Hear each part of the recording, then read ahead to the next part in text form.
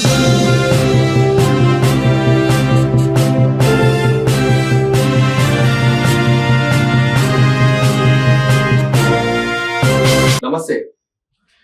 ఈరోజు మనం ప్రధానంగా వార్తలు చూసుకున్నట్లయితే మన సామాజిక తెలంగాణ పేపర్లు వచ్చేసి కాంగ్రెస్ దే పై చెయ్యి, పంచాయతీలో అత్యధిక స్థానాలు కైవసం చేసుకున్న సర్పంచ్ అభ్యర్థులు అని మనకు ప్రధానంగా మెయిన్ హెడ్డింగ్ ఉంది. సరే, ఏదైతే కాంగ్రెస్ పై చెయ్యి లేదంటే బీఆర్ఎస్ పై చెయ్యి ఎవరు గెలిస్తే అది సర్వసాధారణం అనుకోండి. ఎక్కువ మటుకైతే కాంగ్రెస్ అధికారంలో ఉంది కాబట్టి కాంగ్రెస్ సర్పంచ్ అభ్యర్థులు ఎక్కువ సీట్లు గెలుచుకున్నారు, అది ఓకే. కొన్ని చోట్ల అయితే బీఆర్ఎస్ అభ్యర్థులు అత్యధిక స్థానంలో కూడా గెలుపొందారు. ముఖ్యంగా భువనగిరి కాన్స్టిట్యూన్స్ లో చూసుకున్నట్లయితే బీఆర్ఎస్ అయితే 4000 పైచిలకు సర్పంచ్ అభ్యర్థులు గెలుచుకున్నారు. ఓవరాల్ గా చూస్తే స్టేట్ మొత్తంలో చూస్తే కాంగ్రెస్ మాత్రం పైచే, ఎందుకంటే అధికారంలో ఉంది కాబట్టి అధికారంలో మరి సపోర్ట్ మంత్రులు ఎమ్మెల్యేలు ఉంటారు కాబట్టి వాళ్ళకు సహకారంతో మరి ప్రజలకు కూడా అధికారంలో ఉన్న పార్టీకి కూడా గెలిపించడం అనేది జరిగింది. ఏదైతే ఇప్పుడు కేసీఆర్ బయటకు రాకుండా కానీ మనకు ఇప్పుడు అధికారంలో ఎమ్మెల్యేలు పోయి విలేజ్ లో చేసిరు ప్రచారాలు, కానీ కేసీఆర్ రాకుండా కానీ మరి కొన్ని కాన్స్టిట్యూన్స్ లో చూసుకున్నట్లయితే బీఆర్ఎస్ కూడా అత్యధిక స్థానాలు గెలుచుకోవడం జరిగింది. నెక్స్ట్ ఇది ఇట్లా పెడితే ఏమైందంటే, సరే ఏదే వాట్ ఎవర్ ఇట్, సో ఇప్పుడు మనం చెప్పుకునేది ముఖ్యంగా కొన్ని ఇప్పుడు సర్పంచ్ ఎలక్షన్లు ఏమైనా విచిత్రాలైనటువంటి మనం చూస్తున్నాం ఘటన సంఘటనలు ప్రతి విలేజ్ లో. ఎక్కడ పొంతలేని అంతలేని ఒక మనం విచిత్ర సంఘటనలు అనేది మనకు ఈ సర్పంచ్ ఎన్నికలో మనం చూస్తున్నాము. నిన్న మొన్న వచ్చేసేమో కొందరు ఫస్ట్ ఫేజ్ లో అంటే ఫస్ట్ విడతలు వచ్చేసి కొందరు అభ్యర్థులు మన మార్కెట్ లో అమ్ముడుపోయిన మాదిరిగా మేకలు, గొర్రెలు, ఆవులు అంగట్లో సరుకుల్లాగా 78 లక్షలు ఇస్తే ఇండిపెండెంట్ గా ఎన్నుకోవడం జరిగింది. అంటే వాళ్ళు గ్రామంలో ఉన్న 4 కాంగ్రెస్ అభ్యర్థులు అనుకోండి, 4 బీఆర్ఎస్ వాళ్ళు అందరు మూకుముడుగా ఏర్పడి ఒక అభ్యర్థిని అయితే 70 లక్షలకు 80 లక్షలకు కొనుక్కోవడం జరిగింది. నువ్వే సర్పంచ్ నిలబెడతావు అని చెప్పి చెప్పడం జరిగింది. నెక్స్ట్ ఇంకా చాలా చోట్ల అట్లా చూసినాం. ఇంకో ఏంటంటే సెకండ్ విడతలో థర్డ్ విడతలో రంగారెడ్డి జిల్లా శంకరపల్లిలో ఏమైంది తెలుసా?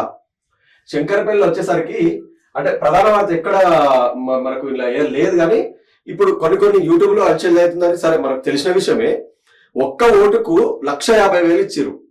ఇది ఒక్కసారి చూడండి మీరు, ఒక్క ఓటుకు 1,50,000 రూపాయలు. అంటే ఇప్పుడు మనము మామూలుగా ఒకటి మీకు ఎగ్జాంపుల్ చెప్తా. అంటే ఇప్పుడు బీఆర్ఎస్ ఉంటుంది, తర్వాత కాంగ్రెస్ ఉంటుంది, తర్వాత బీజేపీ, సమ్ అదర్ ఎవరో. అంటే శంకరపల్లి అంటే సిటీ అవుట్స్కౌట్ కాబట్టి అవుటర్ అనుకోండి, భూములు విపరీతంగా పెరిగిపోయినాయి. ప్లస్ కోట్లాడు అధిపతులు ఉన్నారు, పరిశ్రమలు పెట్టుకొని ఉన్నారు, రియల్ ఎస్టేట్ వ్యాపారులు ఉన్నారు. మరి వాళ్ళే సర్పంచ్ ఎన్నికలు నిలబడతారే పొద్దున ఏం ఆశించరు ఏమో కానీ 1,50,000 రూపాయలకు ఒక ఓటు అనేది అమ్ముడుపోయింది. ఇప్పుడు ఫస్ట్ 40,000 రూపాయలు కాంగ్రెస్ సమ్ మదర్ ఇచ్చారు, తర్వాత వీళ్ళు ఈవినింగ్ ఇచ్చారు అనమాట. తర్వాత నెక్స్ట్ వచ్చి ఒకరు 50,000 ఇచ్చారు. అంటే వీళ్ళు 40,000 ఇస్తే మేమే తక్కువ అని చెప్పి 50,000 ఇచ్చారు. ఇంకో పాట ఆయన వచ్చి ఏం చేసిండు, 55,000 ఇచ్చిండు.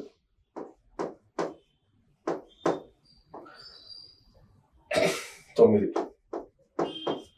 కరెక్ట్ లెక్క 1,45,000 రూపాయలు. అంటే ఇప్పుడు ఒక్క ఓటుకు ఈయన వచ్చేసి 40,000, ఇంకొక ఆయన వచ్చి 50,000, ఇంకో ఆయన వచ్చేసి 55,000. అంటే ఇప్పుడు ఒకసారి చూద్దాం మళ్ళీ 4, 9, 14 రైట్. అంటే 1,45,000 రూపాయలు ఒక్క ఓటుకి. అంటే అభ్యర్థులు ఎంత విచ్చలవిడిగా డబ్బులు ఓటర్లకు ప్రలోభ పెడుతున్నారు చూడండి. ఇది ఏ చరిత్రలో ఉందా?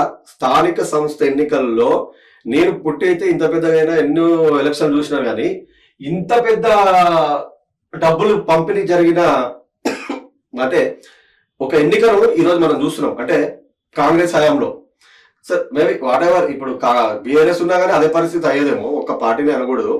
కానీ అభ్యర్థులు అంటే ఎట్లా ఏ విధంగా మరి వీళ్ళు అది చేస్తున్నారో అర్థం కావట్లేదు. అంటే 1,45,000 రూపాయలు ఒక ఓటు కంటే ఇప్పుడు ఎటు పోతుంది?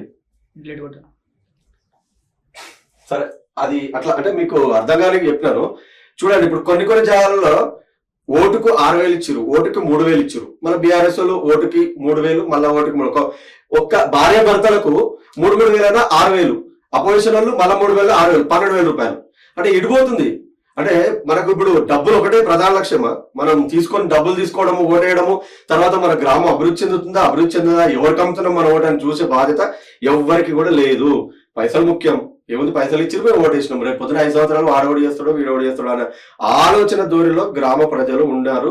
దయచేసి యువకులారా మీరు అలాంటి ఆలోచన పెట్టుకోకండి. సరే, అయిపోయింది. ఇప్పుడైతే మనం ప్రధానంగా చూస్తున్నాము, ఇలా ఉందన్నమాట. ఇప్పుడు దానికి ఎగ్జాంపుల్ విధంగా శంకరపల్లి జరిగిన ఒక ఇన్సిడెంట్ చెప్పాను కదా. సర్పంచ్ అభ్యర్థులు కోట్ల రూపాయలు పంచారు, అంటే 17 కోట్ల రూపాయలు ఖర్చు చేశాడు ఒక్క అభ్యర్థి శంకరపల్లిలో. ఇప్పుడు దాని ఎగ్జాంపుల్ ఆర్టీ వాళ్ళు చెప్తున్నారు, అంటే మనకు అందరికి తెలిసిన విషయం, కానీ మీకు జస్ట్ లైవ్ చూపిస్తున్నా. ఒక్క ఓటుకి 1,50,000 రూపాయలు ఇచ్చారు. అంటే అభ్యర్థులు BRS, Congress, BJP, some other party ఏదైనా సరే కానీ ఒక్క ఓటుకు 1,50,000 రూపాయలు ఇచ్చారు. చూడండి, ప్రస్తుతం ఎన్నికలని తలదన్నేలా సర్పంచ్ ఎన్నికలు జరుగుతున్నాయి. 12,728 గ్రామ పంచాయతీలకి ఈ సారి ఎన్నికలు జరుగుతూ ఉండగా ఇది మూడో విడత. 17 కోట్ల రూపాయలు ఖర్చు పెట్టాడంట. ఒక్క ఓటుకి 1,50,000 రూపాయలు వచ్చాయి. ఒక్క ఓటుకి 1,50,000 రూపాయలు అంటే అక్కడ ఓటర్లు నిజంగా వాళ్ళు ముట్టింది బంగారం అయింది.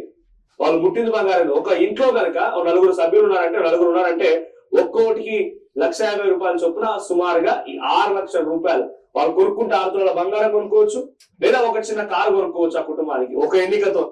చూసిరు కదా, ఒక్క ఓటుకు అక్షరాల 1,50,000 రూపాయలు ఇచ్చిరంటే పట్టిందల బంగారం అయిపోయింది ఓటర్లకు. ఎక్కడ అంటే ఎక్కడ లేని విధంగా శంకరపల్లి మండలంలో ఒక గ్రామంలో అంటే పేరు అవసరం లేదు, పేరు తెలుసు కానీ పేరు ఇక్కడ ప్రస్తావించదలుచుకోలేదు నేను.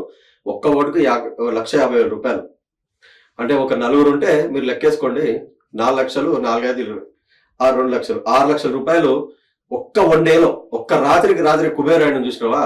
అంటే తిండికి కూడా సరిగా లేని, గుడ్డకు లేని వాళ్ళకు కూడా 6 లక్షలు అంటే చాలా పెద్ద అమౌంట్ అది. మరి ఈ ధనమంతా ఎవరి దగ్గర ఉంది? మరి మనకు డాక్టర్ బిఆర్ అంబేద్కర్ చెప్పిన ప్రకారము ఓటుకు నోటు అమ్ముడు పోకండి, ఏమంటారు, గ్రామాలు దేశానికి ప్రగతి మెట్లు అని చెప్పారు. మరి ఎక్కడ పోతుంది? మనం ఏం ఆలోచిస్తున్నాం? కోట్లు పెట్టి వచ్చి రేపు పొద్దున ఏం దోచుకుంటాడు, గ్రామాలకు ఏం అభివృద్ధి చెందాడు? ఒక్కసారి ఆలోచించండి ప్రజలారా మీరు. మరి ఈ సంపద అంతా ఎవరి దగ్గర ఉంది? ఈ కుబేరులు వచ్చి మరి సాధారణ వ్యక్తి, నెక్స్ట్ ఎలక్షన్ లో ఒక సాధారణ వ్యక్తి, చదువుకున్న అబ్బాయి, ఒక చదువుకున్న యువకుడు వచ్చి రేపు పొద్దున ఎలక్షన్ లో నామినేషన్ వేసేంత సీన్ ఉందా ఇక్కడ? చెప్పండి మీరు. ఎవరి దగ్గర ఉంటుందండి? కనీసం తిండి తినలేని వాళ్ళకు కూడా మంచి టాలెంట్ ఉంటుంది. ఏమన్నాడు? ఓటు అనేది భారతదేశ పౌరుని ప్రథమ హక్కు. అంటే గ్రామంలో ప్రథమ పౌరు ఓడయ్యా సర్పంచ్.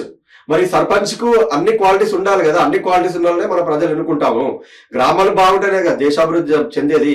డాక్టర్ బిఆర్ అంబేద్కర్ చెప్పిన ప్రకారము ఎవరు ఓటుకు నోటు అమ్ముడు పోకండి. ఓటు అనేది నీ యొక్క హక్కు.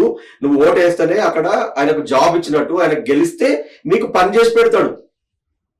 ఇది ఉంది మనకు రాజ్యాంగంలో, ఇండియన్ కాన్స్టిట్యూషన్ లో ఇది రాసి ఉంది. ఆర్టికల్ 19 ప్రకారము స్వేచ్ఛ. అంటే ఇప్పుడు నేను చెప్తున్నాను, ఓకే, ఇప్పుడు రియల్ గా ఉన్నది కాబట్టి నేను చెప్తున్నాను. దాన్ని మీరు రియల్ గా వ్యక్తపరచండి. ఎవరికి ఇష్టమైతే, ఎవరు మంచి చేస్తారో వాళ్ళకి మీరు ఓటేసి గెలిపించండి. కానీ అడ్డగోలుగా మీరు ఒక్క ఓటుకు 1,50,000 ఇచ్చిరని చెప్పి ఎవరినో కుబేరుని తీసుకొచ్చి మీరు ఆడ నిలబెట్టి సర్పంచ్ నిలబెడితే రేపు పొద్దున ఉన్న భూములను అమ్ముకోబోతాడు. చూడండి జాగ్రత్త. శంకరపల్లి అంటే మామూలు కాదు. ఒక ఎకరం ఇప్పుడు ఒక 6 కోట్లు 7 కోట్లు ఉంటుంది. అవుటర్ రింగ్ రోడ్ పక్కన ఉంది కాబట్టి రిలేషన్ భూమి ఉంటుంది. ఆయన 2 సెటిల్మెంట్ లో 17 కోట్లు పెట్టాడు అనుకోండి. 17 కోట్లు అంటే ఒక ఎకరానికి 5-6 కోట్ల వాల్యూ ఉంది అక్కడ, నెట్వర్క్ పర్ ఎకరం. ఆయన ఏముంది, ఒక 2-3 సెటిల్మెంట్లు చేస్తే ఆయన పెట్టిన పెట్టుబడి క్లోజ్ తీసుకుపోతుంది. మరి మిగతా 5 సంవత్సరాలు ఎన్ని సెటిల్మెంట్ చేస్తాడు, ఎంత తీసుకుపోతాడు, ఎంత డబ్బు అతను పోగేసుకుంటాడు. మరి ఉట్టిగా మీకు ఈ రోజు 17 కోట్లు పెట్టి సర్పంచ్ పీఠానికి ఆయన ఖర్చు పేసి కూర్చోలేదు. ఒకసారి ఆలోచించండి మీరు. కాబట్టి దయచేసి మరి గెలిచే సర్పంచులు ఒక్కసారి మీరు ఎక్కడ పోతుంది ఈ భారతదేశము, ముఖ్యంగా తెలంగాణ, హైదరాబాద్ చుట్టుపక్కల విలేజ్లు మాత్రం ఎక్కడ పోతుందో ఏమో అర్థం కాలేదు. చిన్న గ్రామాల్లో కూడా ఒక్క ఓటు 6,000-7,000 ఇవ్వడం జరిగింది. ఇది కాదండి. మీరు నిలదీయండి. ఇప్పుడు ఎవరు ఏ సర్పంచ్ గెలిచినా, ఎంత కుబేరుడు గెలిచినా యువకులారా మీరు నిలదీయండి.